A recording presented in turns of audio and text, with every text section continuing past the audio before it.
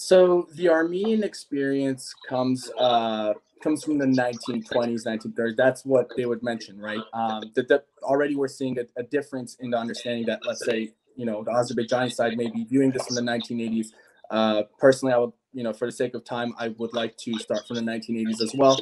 But I think it's imperative to note that the Armenian side believes that the 1920s is also a big significant part of this, given that there was an Azerbaijani Armenian war before the Soviet accession.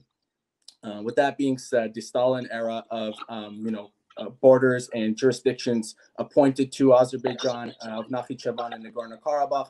At the time, according to Soviet leadership, it made sense, though it was problematic on the long run. And this isn't the only area that had this issue. Of course, we saw with South Ossetia as well. But this issue comes around that Nagorno-Karabakh had a cultural identity connected to the Armenians. And this comes through the many times that Nagorno-Karabakh has aimed to reunify with Armenia throughout the 20th century. This can be seen in the 60s. It was more prominently done in the 80s. Of course, it was also in the 30s, but more prominently done in the 80s. And as far as mentioned, that was the area of that was the time of Minatsum, which in Armenian means reunite in a sense, or unite. And the Armenian idea here is the reunification at looser autonomy, looser policies for autonomy. Meaning that when Gorbachev arrived in the 80s, it was a much different Soviet Union than Stalin era, much different. And you're starting to notice that the dominant national areas in the Caucasus specifically were going through their own clashes in which pogroms occurred in various cities. And the Armenian side finds these pogroms as the foundation of existential threat. And I think it's very important to mention, and this is a great watch for those who want an introduction on Armenian political theory by Girard Libaridian.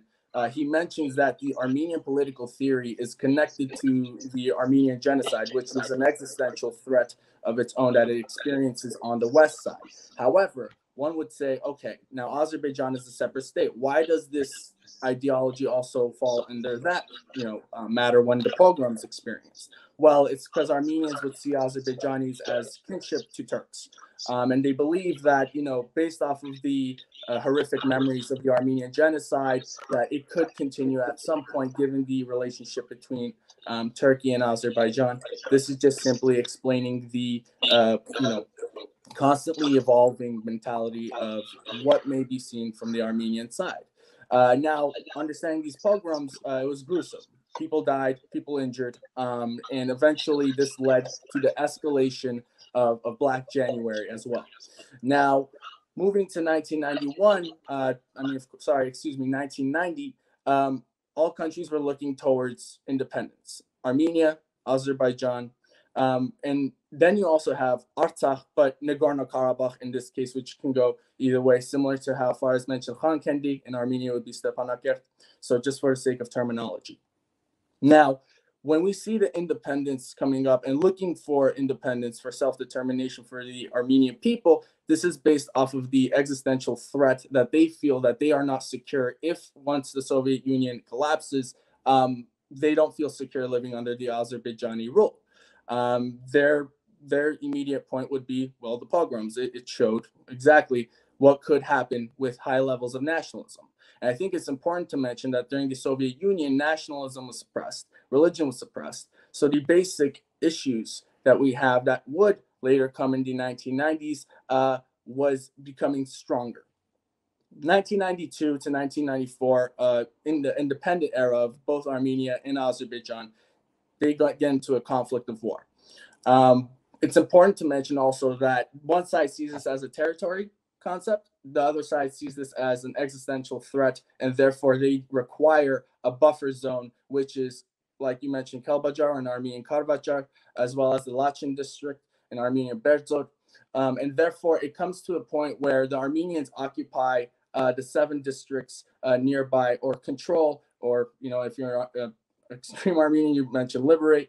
But, the concept here is that Nagorno-Karabakh in itself had no direct connection to the Armenian borders. And that was the big conflict that we had from the Stalin era that came through.